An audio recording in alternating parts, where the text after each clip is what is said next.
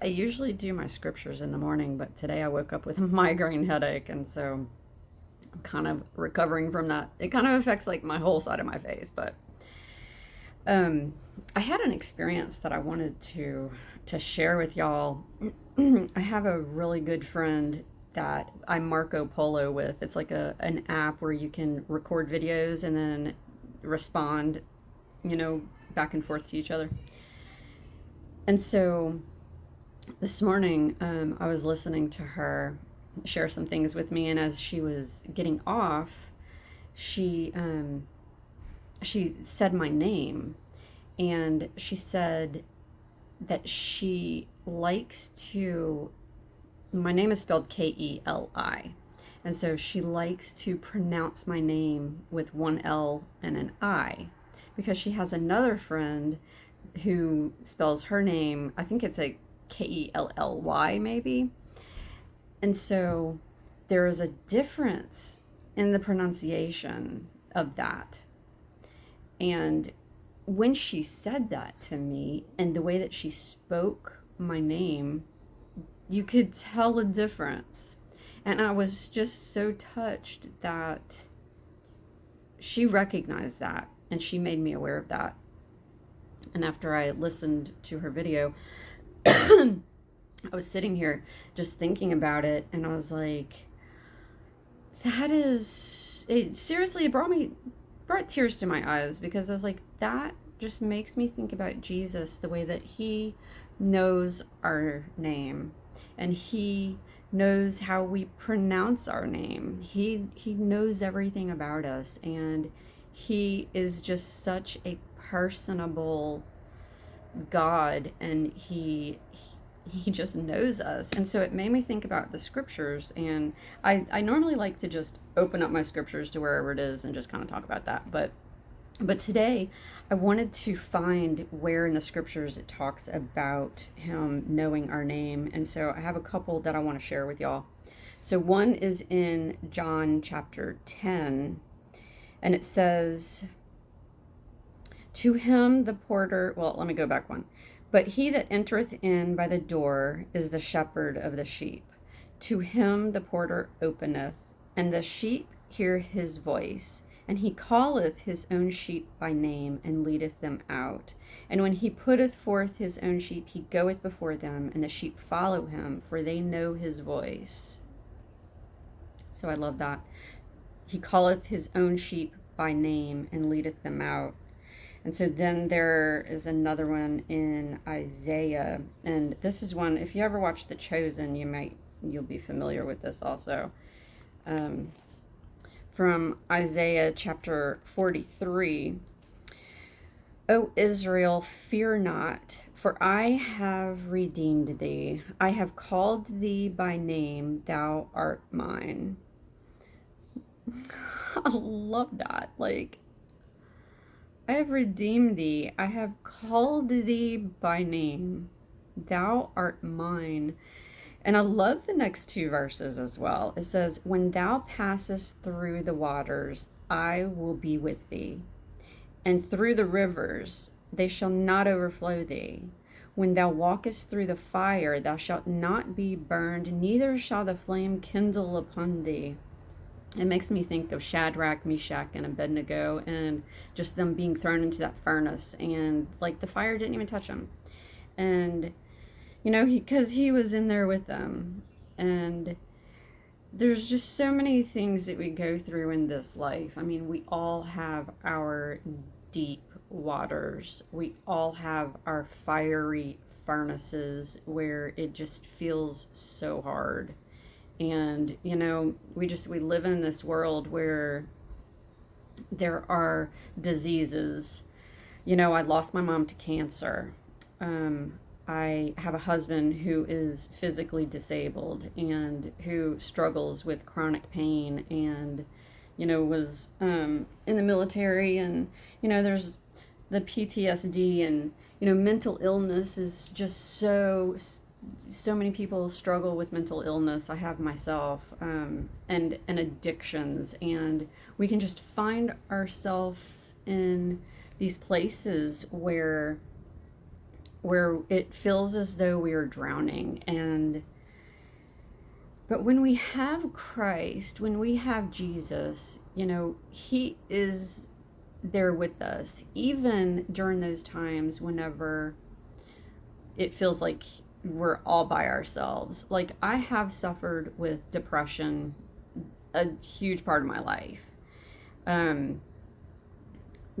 because of so many reasons that, like, you can go down my videos, and I shared one about just being sexually molested as a child. Like, that is a huge thing that will affect a person and the way they relate to people, the way that you just show up in this world, because it's such a deep wound, and it's so surrounded by shame and guilt, and it will cause a spirit of depression to come upon a person who keeps those secrets and who hides, from that. And so I have experienced major depression throughout my life, and many times I have felt completely alone in those dark places.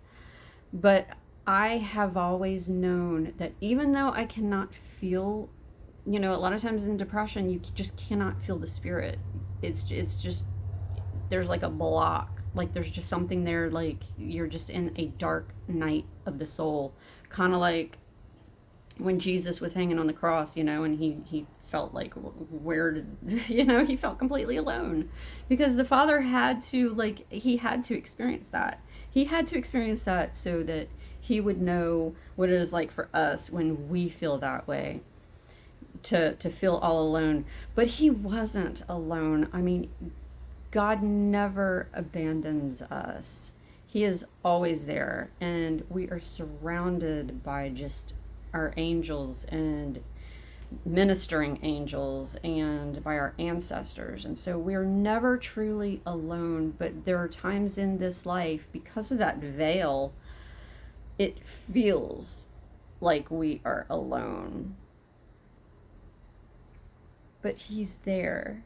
When we pass through those waters, those deep waters, I will be with thee, and through the rivers. And when you walk through those fires, thou shalt not burn, neither shall the flame kindle upon thee. For I am the Lord thy God, the Holy One of Israel, thy Savior. And I so know that, and I'm so grateful for that, because he has just, there's just a comfort in knowing that, even whenever we are in those deep, dark places, there is a comfort knowing that even though we feel alone, that we're really not. So then the other verse that I love is in John chapter 20. And this is whenever he had been crucified, and Mary goes to his tomb, and there were two angels there, and they say unto her, Woman, why weepest thou? She saith unto them, Because they have taken away my Lord, and I know not where they have laid him. And when she had thus said, she turned herself back and saw Jesus standing, and knew not that it was Jesus. That's always so interesting to me, that she didn't recognize that it was him. And even as he spoke to her, Jesus saith unto her, Woman, why weepest thou? Whom seekest thou? She, supposing him to be the gardener, saith unto him, Sir, if thou have borne him hence, tell me where thou hast laid him, and I will take him away. So even him talking to her and saying, Woman, why weepest thou? Like, she hears his voice. But then Jesus saith unto her, Mary. She turned herself and saith unto him, Rabboni, which is to say, Master. It was when he spoke her name. Like, that chokes me up.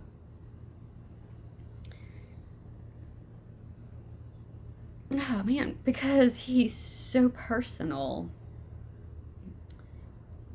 And she knew his voice as he spoke her name. Because it is her name. It is so individual.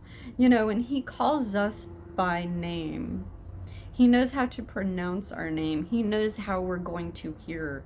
He knows. And I love that. I love that as we sit with him and as we really get to know him, as we sit in stillness, as we meditate upon his words, as we seek him in our sanctuaries and in our temples and underneath in nature and just in these places of quietness and solitude, and we just get out of the distractions of the world and we just hear him, like, we know.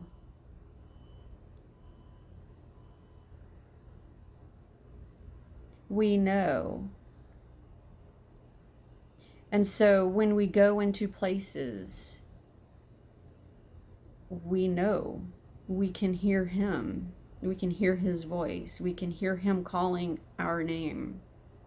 I'm so grateful for that. I love that. I love that my friend really brought that to my attention today. Just that, and I love that she is such a good friend to me that she wants to even pronounce my name correctly with one L and one I, because it would be different than with two L's and a Y, you know? And I never thought about that myself. And so it just made me think about him, made me think about Jesus, and that he knows our name. And I'm so grateful for that. I'm so grateful. I love him. Until next time.